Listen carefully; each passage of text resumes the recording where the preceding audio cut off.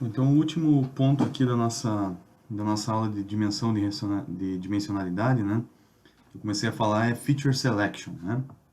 Então, diferentemente lá dos métodos de Feature Extraction, né? Onde a gente tem uma transformação matemática, né? Então, eu tenho um dado numa dimensão super elevada aqui, eu faço uma transformação, né? Por meio de uma transformação linear ou eventualmente não linear, se for linear, por exemplo, multiplicando por uma matriz A aqui de transformação, né? E aí eu obtenho os dados numa dimensão bastante inferior aqui, né? No caso de Feature Selection, o procedimento é um pouco diferente. Então, a gente tem várias features no espaço original e o que a gente vai tentar fazer é selecionar algumas, né? Então, as que, de acordo com algum critério, a gente acha que é mais adequado para o nosso problema. Então, não existe transformação matemática, existe um método de busca. Então, Feature Selection se resume a métodos de busca, né? Principalmente, né?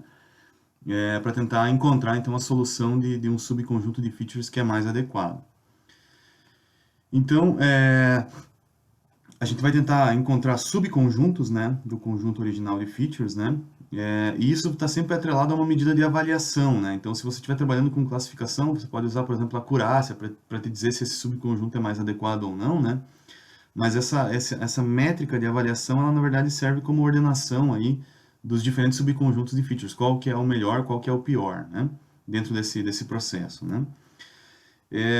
Pode pensar, já que a gente está falando em métodos de busca, né? Você pode pensar então que todo subconjunto aí é possível, né? E é viável, digamos assim, né?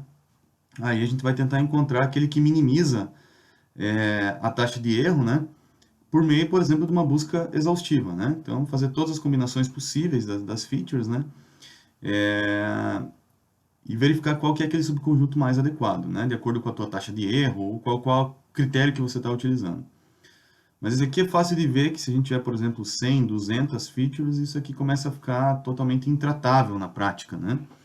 Então, existem alternativas aí para aquilo que você tenta fazer aí do ponto de vista de feature selection. Eu vou mostrar uma ideia geral aqui, mas vocês vão ver que esse problema foge de reconhecimento de padrões e está mais relacionado aí com métodos de buscas e heurísticas relacionadas à busca, tá? Mas eu vou mostrar algumas ideias principais aqui. Primeira delas, assim, né? Dos métodos alternativos aí, o que seria a busca exaustiva, né? São os métodos que a gente chama de filtragem, né? Ou seja, você faz algum tipo de análise, pré-análise estatística normalmente, né? Das features, né? Não olhando acerto de classificação, é só uma determinada distribuição, né? Existem várias técnicas de filtragem, né? E aí você ordena de acordo com um determinado critério, né? Eventualmente olhando a correlação entre as features, uma série de características que pode ser importante para indicar quais vão ter um percentual de classificação melhor ou pior. Na prática, esse tipo de abordagem aqui é muito dependente do problema, né? Em vários problemas ela não funciona de maneira adequada, né? Então, o que se faz é buscar os métodos de wrapper, aí, né? Wrapper, que são métodos de busca, né? Não exaustivos, né? No qual a gente usa direto um classificador ou a metodologia que você está buscando maximizar ali, né, em termos de desempenho, um regressor ou um método de clustering, né? E aí a cada subconjunto que você testa ali na tua busca, você roda esse classificador para ver se está melhor ou pior do que aquilo que você já tinha antes, né? Então esses wrappers aqui são métodos de buscas necessariamente não exaustiva nesse caso, né? Claro que se for possível fazer busca exaustiva, for tratável computacionalmente, ela é preferível, porque de fato você vai testar todas as combinações, né? Caso não seja possível, aí, em geral, esses métodos de wrapper aqui são mais adequados. E os métodos de design aqui, né, onde a gente muda o classificador em função das features. Então, por exemplo, a árvore de decisão lá era mais ou menos isso, né? A gente, por exemplo, os random forests, a gente analisava parte das features, a gente analisava um subconjunto das features, né? Claro que sem um critério ali muito relacionado às features, é mais do ponto de vista de bagging mesmo, né? No sentido de combinação de classificadores, mas a gente ajustou o classificador a um subconjunto de features. Então, também existem vários métodos aqui que mudam a característica do classificador em função das features, né? Então eu vou focar mais nesses de wrapper aqui, que são os mais usuais aqui, né? Falar dos clássicos aqui, mostrar para vocês a ideia e depois eu indico um caminho das pedras aqui para esse tipo de análise. Bom, o mais clássico, talvez o mais usual de todos, é os métodos de branch and bound aí, né? Onde eu vou tentar mostrar ele por meio de um exemplo que eu acho que é a maneira mais fácil aqui, tá? Então vamos supor que a gente tem 5 variáveis aqui e a gente quer selecionar 3. Esse é um parâmetro que deve ser definido a priori para esse método, tá? Então, como que ele funciona? A primeira coisa que a gente tem que construir é a árvore, né? Então a gente constrói a árvore desse método de branch and bound. Como que funciona a construção da árvore? A cada nível da árvore aqui a gente vai removendo uma das features. Então, por exemplo, a árvore começa com todas as 5 variáveis que a gente tem, né? E aí eu vou removendo, por exemplo, a variável 1 para o nível 1 aqui, né? A 2, a 3 e a 4. Então eu formo subconjuntos de 4. Depois eu vou removendo desse subconjunto aqui cada uma delas, né? Então eu removo a 2, removo a 3, removo a 4 e a 5. Que eu estou mostrando o subconjunto que fica e qual a variável que eu estou removendo, né? Então eu vou ter todas as combinações de 3 aqui nos nossos folhas dessa árvore, né? Beleza. Aí como que esse algoritmo funciona? A gente começa normalmente da direita para a esquerda para realizar essa busca. Então a gente vem aqui, por exemplo, percorre inicialmente a árvore nesse sentido, né? Gera um desempenho para o classificador com todas as features, 92.1, por exemplo, de acurácia, tá?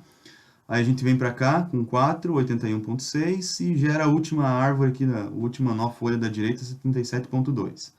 Então, com 3 características, esse aqui, por enquanto, é o nosso melhor desempenho, né? Aí a gente volta para cá e continua no mais à direita aqui, né? No mecanismo de busca da árvore. Vem aqui e avalio com 4. Deu 80.4. Se esse cara for maior do que esse cara aqui, vale a pena eu continuar buscando aqui, porque talvez esse caminho seja promissor. Se ele não for maior, se ele for menor, então significa que daqui para cá só vai piorar por conta de uma propriedade, né? Chamada monotonicidade, né? Que diz o seguinte: se o subconjunto X está contido no subconjunto Y aqui de features, né? Então o desempenho, J aqui seria desempenho, acurácia, por exemplo, de X, vai ser menor do que o de Y, né?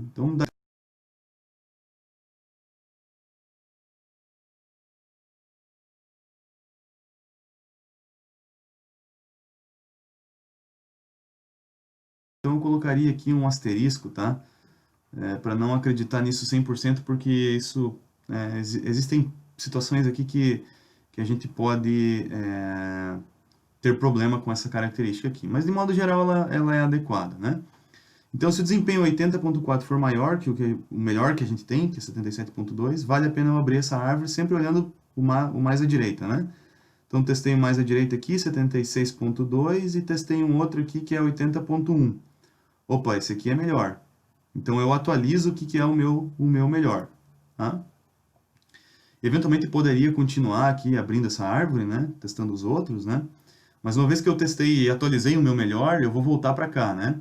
Aí vem nessa direção aqui, 60.9. Ele já é menor que o 80. Então, se eu abrir para cá, vai continuar sendo menor.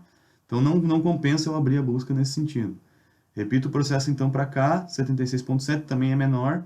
Também não vai valer a pena. Então, eu já meio que fechei aqui, né? A minha busca na melhor combinação de 3 features que eu consigo obter por esse método de branch and bound, tá? Então, essa aqui é a ideia dele. Aqui existem várias variações, né? Essa é a mais clássica de todas, né? Bom, outros métodos que existem. Então, existe, por exemplo, esse Sequential Forward Selection, né? Então, forward porque é o seguinte, a gente começa a nossa busca onde a gente vai montar a árvore, né? Onde cada ramo inicial aqui é um subconjunto com uma só feature. Então, eu vou testar a de 1, vou testar a de 2, a de 3 e de 4, supondo que eu tenho 4 features só. Testo individualmente cada feature. Se essa aqui for a mais promissora, é para cá que eu vou abrir a minha busca. Aí eu vou combinar com as demais, 1 com a 3, 2 com a 3, 3 com a 4. Aí eu vou ver qual que é o melhor de todos. Ah, foi 2 com a 3, eu continuo abrindo nessa direção aqui até crescer e chegar, por exemplo, na combinação com as 4 features, né? Ou até chegar num desempenho que eu acho que é adequado, né? Então eu vou abrindo a busca partindo de uma e chegando até todas as features, né? Então esse cara aqui é normalmente chamado de Sequential Forward Selection, tá? Para ser bem formal, na verdade, ele tem um algoritmo, né? Eu peguei aqui do livro do Webb, né? Do Andrew Webb. Esse algoritmo aqui, ele tem alguns detalhes, né? Do ponto de vista de avaliação do classificador, né? Para calcular a acurácia, em todo momento que você vai calcular, ele tem alguns macetes aqui que é o seguinte. Primeira coisa que você vai fazer é dividir teu dataset em treino e teste, como se fosse uma validação cruzada mesmo, né? Então é como se fosse uma validação cruzada aqui no começo do processo. Aí você vai especificar o teu método de busca, se vai ser forward, se vai ser esse generalized aqui, que eu já vou falar o que que é, ou se vai ser o backward, que também já explico o que que é, tá? Aí para cada etapa do algoritmo, né, você vai gerar os subsets aqui de features, né, para avaliação, então com uma, duas, três e tal, né? Então a cada passo aqui, né? E aí você vai aplicar essa validação cruzada aqui, ou seja, você vai pegar o teu dataset de treinamento, dividir em 10 partes iguais, garantindo aqui o equilíbrio entre classes, né? Usando sempre 9 dessas 10 partes aqui para treinar e a restante para testar. Na sequência, você vai treinar o classificador para cada subset de variáveis ali, né? Então, você vai pegar ali cada um dos subsets que você criou aqui, né? Para aquele nível da árvore da busca que você está fazendo, né? E aí você vai, de novo, né? Aplicar esse processo aqui, na verdade, né? Então, usar essa validação cruzada que você dividiu anteriormente aqui, né? Agora com as features reduzidas, né? Treinando e testando no conjunto de dados, né? Aí como você vai ter 10 folds aqui, né? 10 partes, né? De treino e teste, né? Você vai calcular a média de desempenho, né? Para aquele subset de features reduzida. E esse cara aqui vai te dizer, então, qual que é a média de desempenho para cada um dos conjuntos de features, olhando o desempenho da validação cruzada, e não um desempenho individual. Então, na verdade, tudo isso aqui se resume a cada passo onde você calcula a acurácia, você calcula a acurácia com a validação cruzada, para evitar qualquer tipo de bias aqui na escolha do teu próximo split da árvore, né? Aí você seleciona o teu melhor subset de features e vai crescendo, então, a árvore, vai expandindo a busca sempre nesse processo aqui, né? A versão generalized aqui desse método, ela tem uma diferença que, eventualmente, você pode incluir não só uma feature, mas, eventualmente, mais do que uma aqui, dependendo da característica de busca que você pode fazer, tá? Mas eu vou me restringir ao clássico aqui, que é o sequential, que é sempre acrescentando uma, é o mais usual, tá? Enfim, aí quando você termina o teu processo aqui, né, de crescer a árvore, você vai sempre terminar ou com base naquele desempenho que você quer obter ou com todas as features, né? E aí você pode, digamos, parar o teu processo de busca, né? A variação, então, do forward é o backward, né? Então, como o próprio nome diz, assim, ao invés de a gente partir de uma e ir crescendo até obter todas, a gente parte de todas e vai dividindo até chegar em uma, né? Então, aqui eu começo com todas, tiro uma, depois tiro duas, depois tiro três e vou obter subsets aqui de apenas uma feature aqui no final, né? Então, é só uma forma diferente de fazer busca, né? Então vocês vejam que o que eu estou falando aqui, no fim das contas, é sempre relacionado à busca, né? É método de busca, né? Então, se feature selection é um problema de busca, né? Então, existem inúmeras outras abordagens que podem ser utilizadas relacionadas a heurísticas de busca, né? Por exemplo, como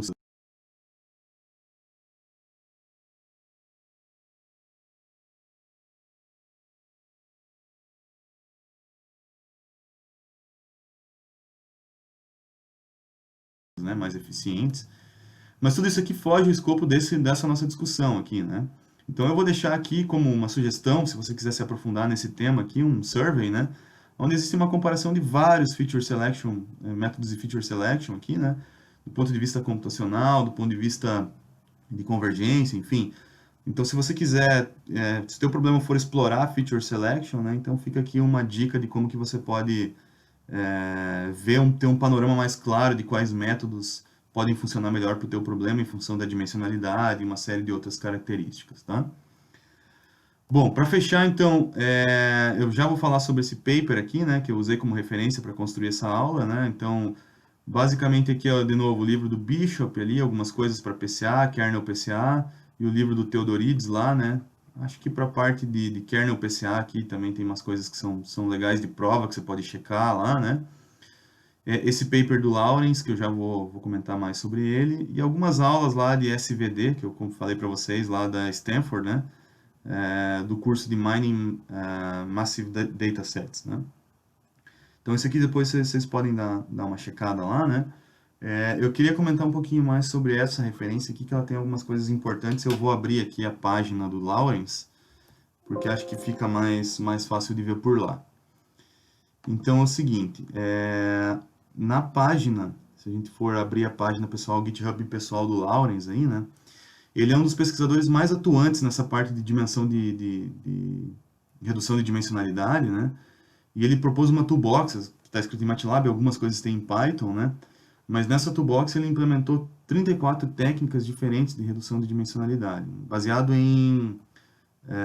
mais em transformação, não tem tanto feature selection aqui, tá?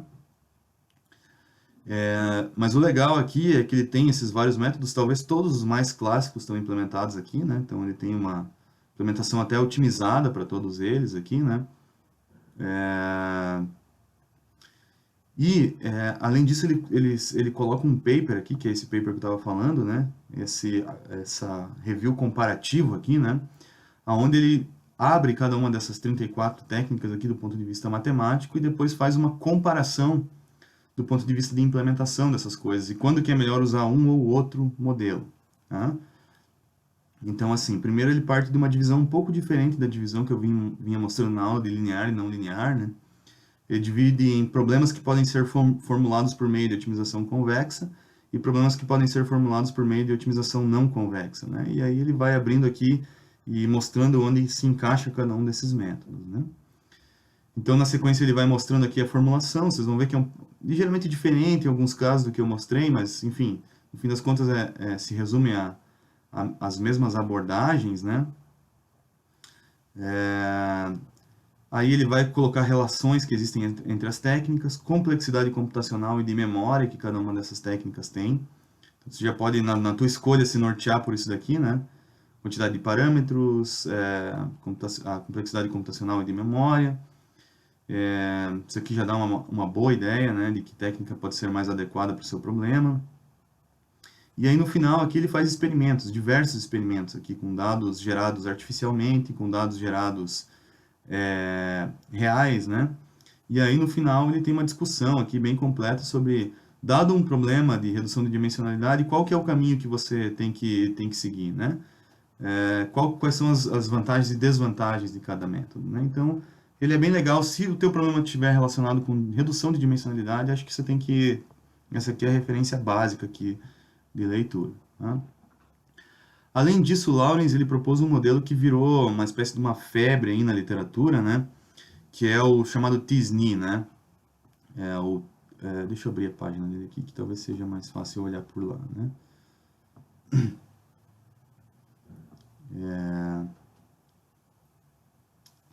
Acho que esse paper mais clássico aqui de 2008 é o mais adequado, tá? Então, esse método que ele propôs aqui, né, o t-SNE, né, que é como o pessoal chama na literatura, né, ele é um método basicamente usado para visualização de dados, tá?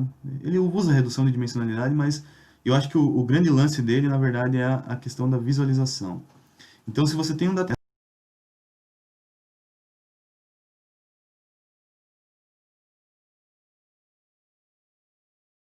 essa que é a grande utilização do t-SNE, né? Então você veja que ele consegue deixar coisas que pertencem a uma mesma classe muito próximas aqui, né? Caso elas estejam assim no espaço original, né? Então, de uma certa maneira, ele preserva a característica de distribuição do espaço original, né?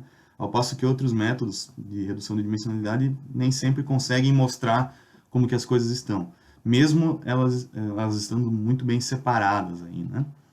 Então, ele compara aqui com vários outros métodos de visualização, né? Inclusive PCA e tal, né? E esse método, hoje em dia, ele virou, digamos que o estado da arte para visualização de dados em duas dimensões, tá? Então, por ser essa febre, eu acho que vale a pena dar uma estudada nesse método em particular, né? Ou pelo menos ver como que ele funciona, né? E como o Lawrence tem uma aula, né, no YouTube aqui só sobre esse método, eu vou deixar o link dessa aula ali na nossa sequência de aulas, porque eu acho que aqui está muito mais... eu jamais conseguiria explicar tão bem como ele colocou aqui, né? Então, acho que vale a pena deixar esse link para você dar uma olhada aqui, se visualização de dados em 2D é um assunto que te interessa e que você tem necessidade, eventualmente, de explorar um pouco mais desse assunto. Fica aqui a dica, então eu vou deixar lá esse vídeo como parte da aula, tá? Então, bom, isso aqui meio que encerra a nossa discussão sobre redução de dimensionalidade. E vou fechar a gravação do vídeo aqui e depois a gente parte para redes neurais.